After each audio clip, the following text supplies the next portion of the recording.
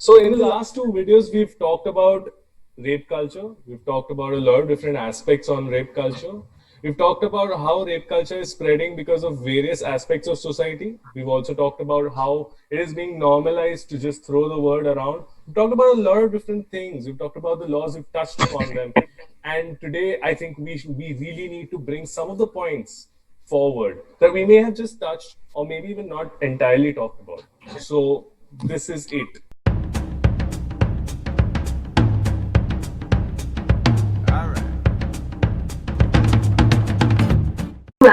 Welcome to a shorter podcast, viewers roundtable. So what we did was that we put out a post right after we uploaded episode 2, asking opinions of people and their on their thoughts on the episode that we posted.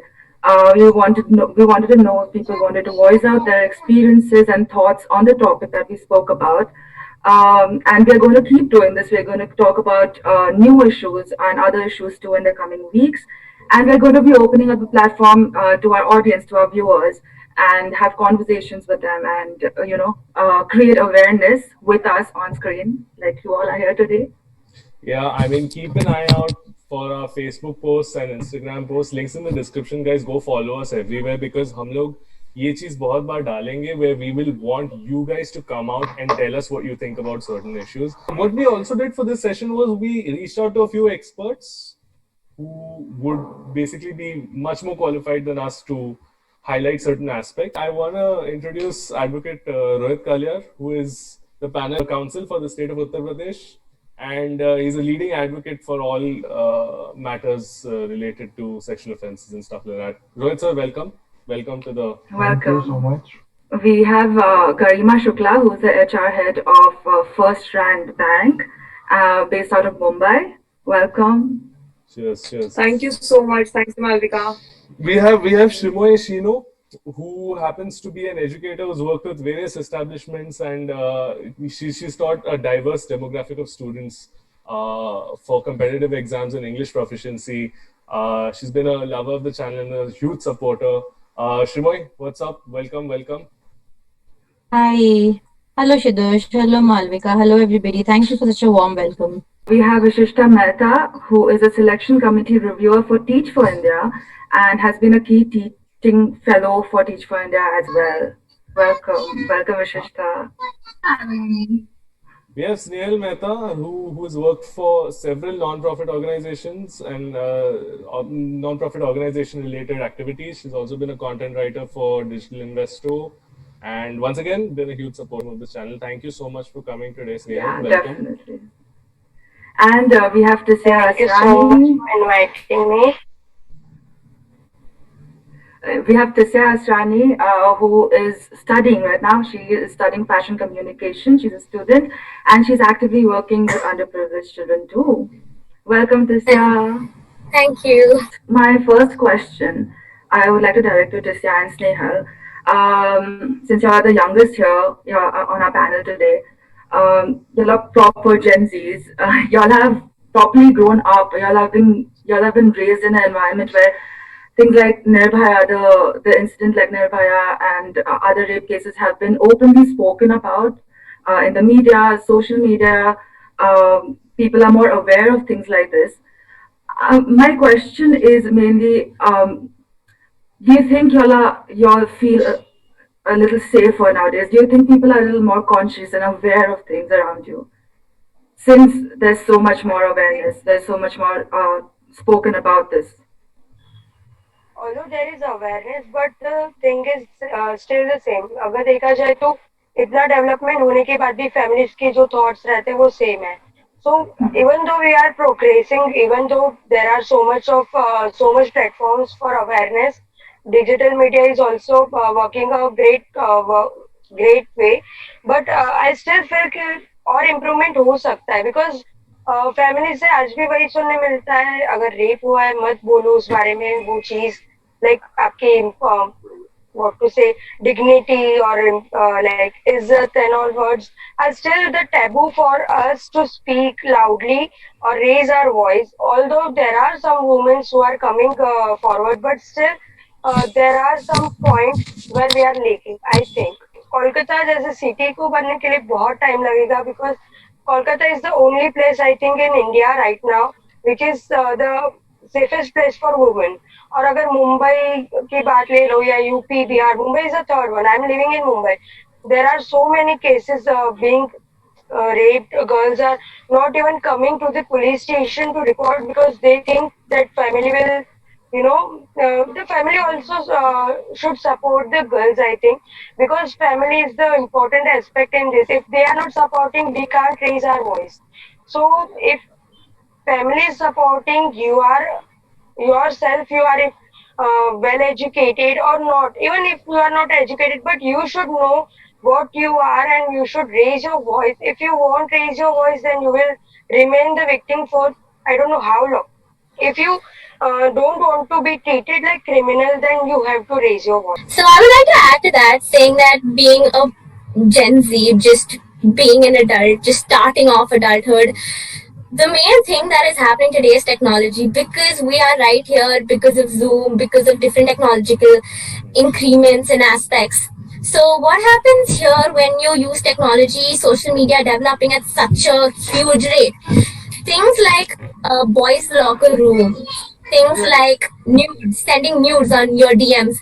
When I'm 18 now, but when even before I was legal, I have got so many nudes on my DMs, unsolicited pictures that are disgusting. You do not want to see those. So with social media being such an important place for in millennial, in Gen Zs, or in today's generation, I think rape culture is becoming normalized rather than people actually talking about it. That okay, it's normal for me to get catcalled when I'm walking on the road. It's normal for me to get really, really bad DMs on Instagram. It's normal for me to get disgusting comments on my posts. If I'm posting something that is supposedly very not appropriate for supposedly Indian society, you get bad comments. You get comments where you're put down. You are not feeling good about yourself. And so today, I do not think, when even if you're talking openly about rape is just a conversation. There's nothing around the conversation as such. There's no improvement in the conversation. Shimoy, because like a lot of people say in terms of education, okay, people need to be educated. That is the underlying assumption, which we've seen also on a lot of our comments, and we'll be talking about that in a bit. And we hear a lot of people Yes. say, ये सब education का कमाल है. If people are educated, they will be. And yet we see a situation where good educated people also do something very similar. People who have access to technology do things like this, right? Yes. So I mean, let's first talk about a worldview, policy view. Okay, like let's look at what policies you think there are or should be that could sort of be better or are already working in the education industry. First and the foremost thing, as you were talking about how an educated person, when we talk about education, we talk about polished people, the so-called polished people. Their ways of indulging in a crime are also very, very polished per se. All right. And as far as the policies in education, I would go back to the level, the grassroots level. I would like to say, in education, when we have the children young in front of you, the worst part of what I have seen is the masculinity. That is very, very misguided. There is a case of misguided masculinity. I have seen, I'll just come to the point that you just asked. Small things like when a boy cries, the others tell him, why are you crying like a girl? You're not a girl. It comes from the basic of expressing of emotions. So that is where I have seen masculinity has been completely misjudged. So education, I think from the very beginning, you have to try and drill it into when you catch them. As they say, catch them young. Okay, here I'm going to use the word catch them young in a positive way. Catch them young. And again, negative words like brainwash. Brainwash children from the very beginning to understand that it is wrong. There are certain things not acceptable. Like this. Okay, this also takes me to the questions of consent. Okay, consent. And a lot of misguided miscommunication that is there on people who say she probably meant a yes, but she said a no. I took it to be consent. Things like that. It also brings me to certain researches I was reading the other day. A leading journalist was researching. Her topic of research was she went and met these prisoners who had been condemned with the case of rape, of course. And these people, when she asked them basic questions like, consent, masturbation, all these things, they didn't know about it. Why did they not know about it? Because we probably live in a society, it's so patriarchal. Forgive me for using that word now. It's so patriarchal wherein people have made it very clear men are supposed to stay physically away from women also. So I'm not saying get the girls and the boys together from a very young age, but make it normalize these things instead of normalizing rape culture. What is rape culture? Normalizing the idea of rape, okay? Why don't we just normalize the idea of a girl and a boy sitting together? I have been a class teacher for so many years and I have seen whenever I used to make a girl and a boy sit together, there used to be a lot of booing and catcalling. Oh my God, look at them sitting together. Those kind of things. Punishment But हुआ करता था why? वो. हाँ. Definitely. Yes. Right. So the government can bring it into the curriculum also. Let's have chapters that Right. talk about how both are. I am not going to talk about who is, at a higher pedestal or lower pedestal. Let's talk about equality. Dheere dheere, it will take time for all this to seep in. This is what I feel. Why should a woman always be told that martial arts are for you also? Why also? Why not for you and the boy? Why does that question even come in? Dheere dheere. So I think it really starts from education. And education, probably here, I'm not just talking about schools, the confines of the schools. I am talking about educating people. You were talking about something that can be done in classes and schools. What do you think? Like, are there any policies that are being used right As now of that are now, being implemented? yes, Malvika, And as of now, what I have heard is wherever I have taught, without naming the institutes, I would say we had classes on sex education, but unfortunately, those happened when the girls were taken separately and the boys were taken separately. So that doesn't work.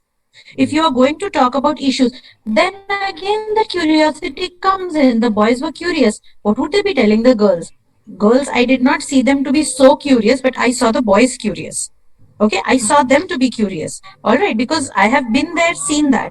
All right, so what we could do is tell them whenever the word sex comes up, okay, they would always, whenever there would be the word sex also in a chapter, I could clearly hear, even as you were reading it, you could hear, people are nudging each other, speaking to each other. You could make out that there is a shift in the environment the moment the word sex came in.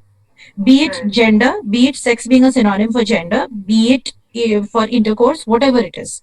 All right. So what I feel at the moment, even if there are policies, they are not being, implemented as they ought to be.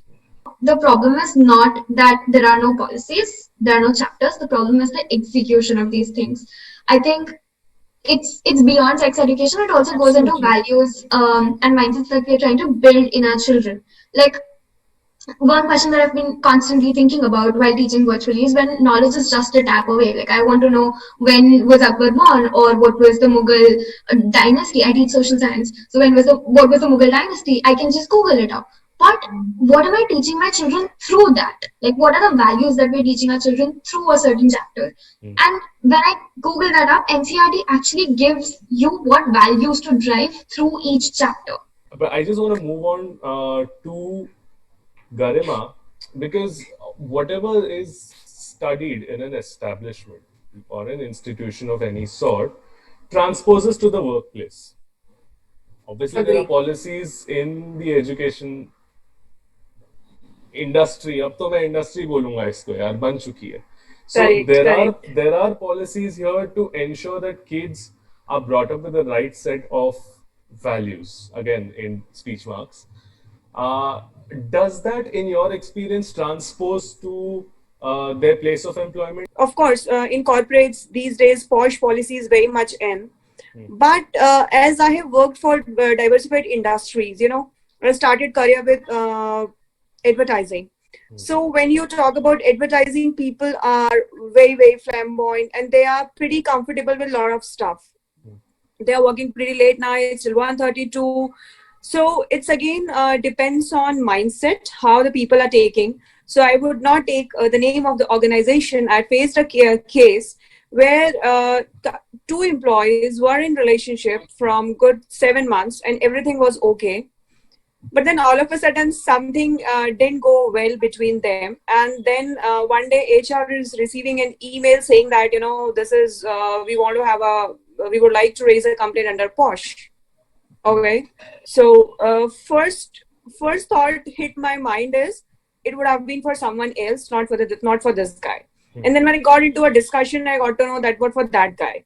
Then when asked from a complainer, you know, that everything was okay. So the straightforward response was, things were okay till the time I agreed to it. Now, hence I don't agree and it's not acceptable, and hence here's a complaint. As Shimoy said, it's about education. We have to be more open. We have to be unhidden. Lot of things from grassroots level has to be uncurtained. We have to remove that curtain from there. But at the same time, it also depends on the mindset, how people are taking those things, how people are accepting those things. So that matters a lot. So when in corporate culture we receive such issues, we really have a lot of discussions, long discussions, counseling. Then only we conclude on something. We don't take action like that. You know, we have to also dig deeper. You're like, okay, what is the background behind it? What's the relation between complainer and complainee? How close they work? How could it be possible?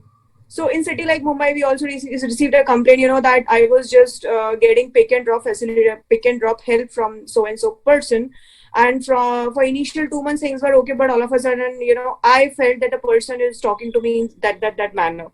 Now, if person is talking to you in a wrong manner, number one, that's not office hours.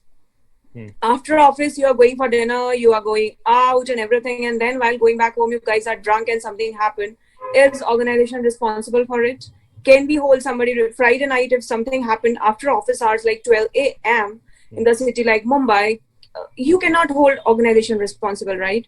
And but these things happen. So for me, it's more about mindset. If it's more about the culture you bring, you know, brought up in, and of course, the education is important role. How seriously do we actually take moral education in schools and stuff? Because it's not something that it's not even a criteria, right? It's not something that you are marked on, so people don't take it seriously in school, and then even in families it extends to that, because you're not getting an award for it or something. You're not getting your jobs and colleges, your applications don't ask for moral education or your behavior or your emotional intelligence or something. So Shimoy, like, what do you think? Do you think it is being taken seriously, or can it be emphasized on further? As to answer your question about whether it is being taken seriously or not, even if it is just for the sake that it is for the sake of documentation, that so and so board, I will not name any board or any organization. Yeah. So the so and so we have to put it for the sake of documentation. But what actually happens, the truth I have seen, and anybody who wants to take it up seriously, you are reminded that why don't you take that particular class to finish your syllabus? You see what I mean to say, and where we are coming from and where we are heading. Yes. Okay, so it's not happening as it ought to happen. The last serious moral education, or when I was younger, it used to be called value education, was the last time I did it in convent schools. Okay, but that too, unfortunately, it was more to sensitize you, or to not sensitize, sorry, more to familiarize you with the concept of a particular religion rather than morality. Okay, so I don't think at the moment it is happening in all my years of teaching in schools. Okay, I don't think it is happening as it ought to. My organization pushes me to inculcate values and mindsets, and the whole drive is more focused on values and mindsets over academic excellence or rigor. The whole deep-rooted problem goes to educators. Like, if we start educating our educators, maybe this problem will be solved. And if we like just as a society bring out our mindset from academics to other important things in life, things will change. Rohit sir, मैं ये कह रहा था कि laws के ऊपर हम जरा बात कर ले, हैं क्या, ठीक है? Because we touched upon it बहुत ब्रीफली सर. हमने हमारे 10 मिनट हम जो कर सके हमने किया. We want you to tell us what are the provisions in the law and क्या किया जा सकता है if someone is Yeah, like what are the implications or Yeah, ramifications of the laws and the policies that are there right now? yeah. I think you would be able to give us a deeper understanding into that for sure. Right, right. So after this Nirbhaya case, when there was so much noise and conversations around such offences, so a comprehensive changes were made in India in IPC, Indian Penal Code, and also Criminal Procedure Code, and quite some effort has gone into redrafting certain provisions, like the very definition of the section which dealt with rape. It has been quite widened, and now even there was one section outraging the modesty of women, section 354 IPC.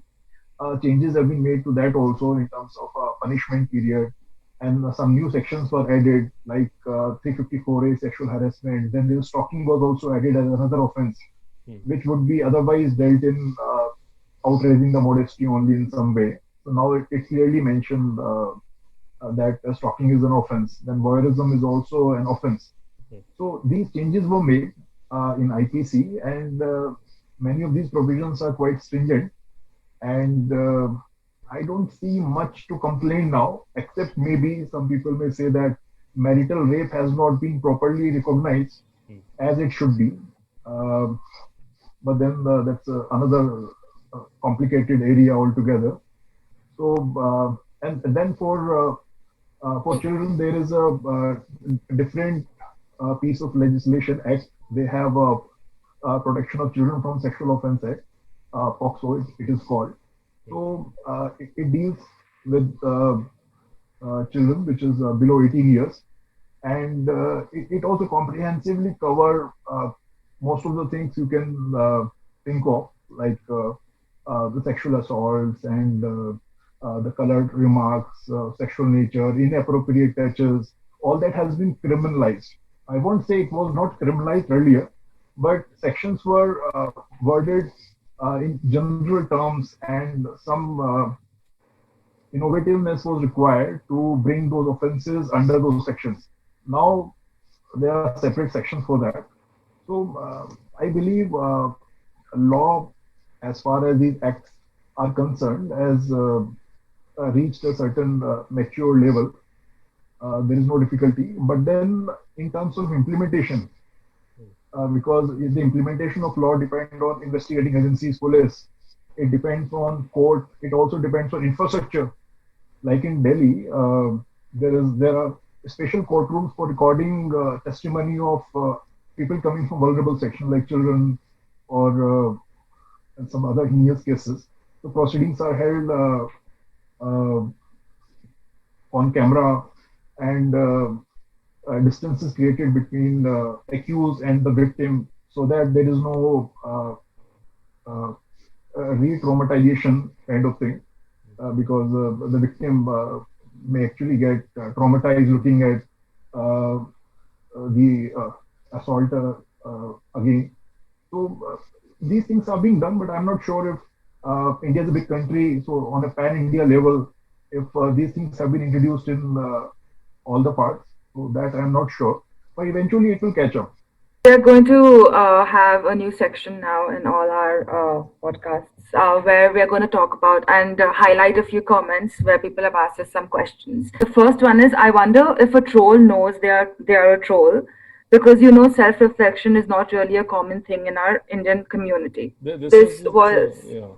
in context to the entire Ziva case that we highlighted in our first video, where we spoke about the rape threats that she got on social media platforms. So the question is basically, do you think when trolls are trolling, they know that they are being trolls, like they're being hateful people? I think in a way they know, but they have a closed door, so they're not scared. Like I think they're doing it through a screen. There is this thing in front where we can't find out the other person opposite. Like that person wouldn't go on face and say the same thing. Oh, the extent of damage they are causing, they are aware of it, and that is one of the reasons they are doing it. And as you said, Tisya, being behind an IP address, being hidden behind that, they are in a position to, and they would never ever dare to. So they are definitely aware of the kind of damage they are causing. Sometimes people don't really know that they're trolling and they're causing damage because they don't think it is damage. They think that they're doing the right thing. Maybe they feel that it is okay to say something about this person, and it's absolutely fine because there are certain communities where it is absolutely normal कि अगर the father is doing something wrong, you blame either the wife or the child or someone, the female figure in the family. So it comes from them. Maybe they're not aware that they're doing this and it is wrong. Talking about reflective behavior, I strongly agree that we have not promoted that behavior enough in our schools. I think some people believe that those hateful comments are their opinions and they're entitled to those opinions and they're entitled to put those hateful opinions out there. They are taking their right to speech in a very wrong way. Is that what you're saying? Exactly. Yes. And the lack Yes. of reflective behavior, just to add to this, the lack of reflective behavior promotes activities in sense commons and ideologies like this, Absolutely. which can be inculcated at school level. Absolutely. So the next comment we've got was about Rani Mukherjee, where she basically said something along the lines of, instead of teaching our sons, why don't we teach our daughters martial arts or whatever? And the comment is, I don't see anything wrongly said by Rani Mukherjee about teaching our girls for self-defense. That would take just another 10 to 20 years. However, teaching the sons to behave will take at least 100 years. Think of one that's fast and sure. What do you guys think? It is so wrong on so many levels. I disagree with it on That's so one many thing. levels. So I many definitely levels I agree. disagree with it. When you can teach your sons when they're 1 year old, when they do not have any sense of hate in them, when they're not born to disrespect, they're not born with the idea to disrespect a woman, they're not born with the idea that women are inferior. So when at the birth of a child, why can't you just tell them that what you're doing is wrong? Being a mother, I have a 4-year-old at home. What I've noticed is this is a very age-old thing that I'm again harping upon. Children learn when my daughter looks at the way my husband behaves towards me. She learns more from what I tell her. Some parents might believe that men are superior. To put it under an umbrella term, educating people who are at the helm of things. If you teach girls self-defense, the person, and if you don't work on the behavior of the men, they will go on to rape someone who cannot defend themselves, which will be really, really young girls who cannot physically are not capable, or men for that matter. I think जो conversations जितनी होनी चाहिए वो unfortunately families में भी नहीं हो रही हैं, वो स्कूल्स में भी नहीं हो रही हैं, तो बॉयज के बीच में हो रही है. तो एक वुमेन का पर्सपेक्टिव, वी डोंट एक्सपेक्ट कि समबडी कि वो 17-16 ईयर की एज में वो एक कॉन्वर्सेशन स्टीयर करने वाला एक कॉन्फिडेंस होगा सब में. मतलब वो वाली बात है कि कॉन्वर्सेशंस की कमी है. Maybe there has to be more conversations and not from an angry space. This last one is actually directed to Mr. Rohit, which is the government needs to come out with immediate stringent measures to punish the culprits. The law should put the fear into these guys. What do you think about that? At one point of time, जो punishment है वो इस nature की होती थी जिसमें चोर का हाथ काट देते थे. जी. ठीक है. और जजिंग भी बड़ी इंटरेस्टिंग थी कुछ कल्चर्स में, जहाँ पे कोई एक शमन जो होता था या फिर प्रीस्ट और उस ऐसे बहुत इस तरह के केसेस थे जहाँ पर वो बताता था कि वेदर इज गिल्टी और नॉट, ही और शी इज गिल्टी और नॉट, और पनिशमेंट मिल जाती थी. पब्लिक में होती थी, सब देखते थे. हैंगिंग भी पब्लिक में होती थी. So we have travelled quite some distance from that kind of world. और मेरा पर्सनल ऐसा व्यू है कि this is the hallmark of being on a civilizational path. कि एक civilized जो हम होने लगे हैं, तो हमें लगा कि कुछ चीजें कितनी भी हीनियस हुई हो, लेकिन हमें एक रेस्पेक्ट, गवर्नमेंट्स को स्पेशली एक रेस्पेक्टफुल वे में बिहेव करना है. तो पनिशमेंट जो है काफी डिस्कशन हुआ, पास्ट में हुआ है, स्कॉलर्स ने बहुत थ्योरीज दी हैं कि उसका क्या पर्पस है पनिशमेंट का, ये प्रोपोर्शनेट है या नहीं है. अब आप देखें, एक इम्प्रेशन है लोगों के मन में ऐसा कि शायद हमारे लॉ स्ट्रिंजेंट नहीं है. और क्या होता है कि पॉलिटिशियंस इसी जो भाव है इसी में टैप करते हैं और स्ट्रिंजेंट लॉ बनाकर दे देते हैं. अब स्ट्रिंजेंट लॉ बनाना क्योंकि आसान है, आपको क्या करना है, आपको उसकी एक टफ सी लैंग्वेज ड्राफ्ट करनी है, उसमें बेल डिफिकल्ट कर देनी है आपने, आपने जो वेल रिकॉग्नाइज लीगल प्रिंसिपल्स हैं कि जो बर्डन ऑफ प्रूफ है वो प्रोसिक्यूशन के ऊपर है, उसको थोड़ा सा उल्टा कर देना है आपने कि you are guilty till proven innocent. Earlier it is कि यू नॉर्मल कोर्स में कि इनोसेंट टिल प्रूवन, उसको उल्टा कर देना है जी। पुलिस को ऐसी पावर दे देनी है कि जो एक्यूज है उसने जो कन्फेस कर लिया उसको एज एविडेंस माना जाएगा। तो वो बहुत करना आसान है और यही गवर्नमेंट करती आ रही है। लेकिन लॉ, अब आप एक बार बताइए कि रेप के केसेस में पनिशमेंट कोई 10 साल भी क्यों जाना चाहेगा, कुछ केसेस में तो लाइफ इम्प्रिजनमेंट भी है। तो वहां पर मुझे लगता है बहुत ज्यादा प्रॉब्लम नहीं है। प्रॉब्लम है कि जो एक सिटीजन है उसका और पुलिस का जो इंटरेक्शन है, प्रॉब्लम वहां आती है कि जनरली पुलिस किस तरह से बिहेव करती है। पुलिस स्टेशन में जाते हुए आप क्यों डिस्कम्फर्ट फील करते हैं। प्रॉब्लम वहां है कि जो लॉयर्स हैं और जो पुलिस की भी जो इंटरेक्शन है वहां पे जो फॉल्ट लाइंस हैं कि एक एक्यूज का भी मैं कहता हूं, अगर लॉयर पुलिस स्टेशन में जाता है तो मतलब एक होस्टाइल टेरिटरी ही रहती है इन जनरल। और एक्यूज के क्या राइट्स हैं, प्रोसीजर्स किस तरह से हैं, इंप्लीमेंट हो रहे हैं, प्रॉब्लम वहां है। वहां पे वर्क करना है और वो डिफिकल्ट पार्ट है, तो उस पर काम नहीं कोई करना चाहता।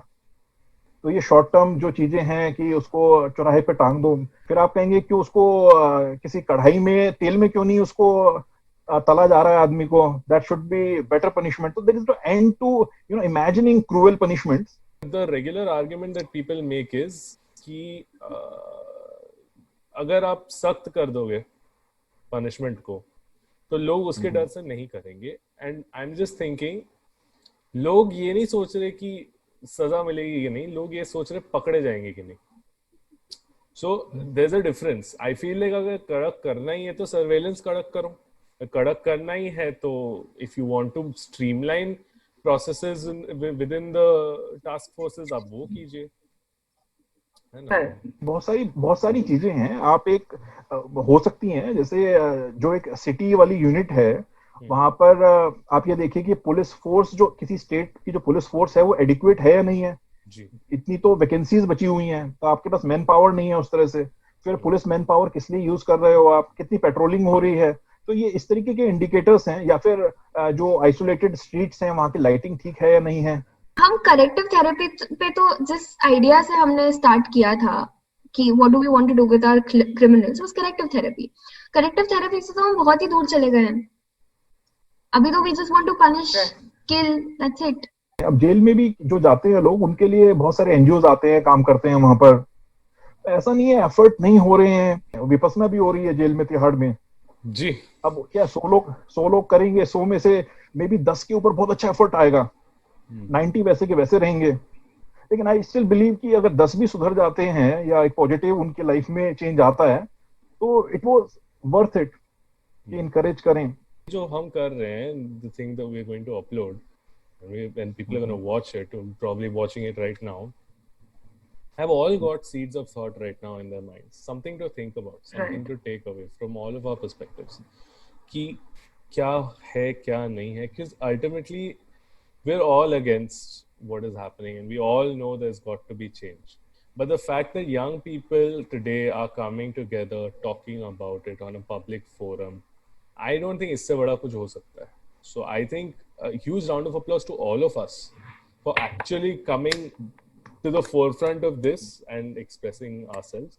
सब लोग को बहुत बहुत धन्यवाद मेरा. Thank you. Thank you so much. Yeah. And to all of you watching, I hope you've got something to think about.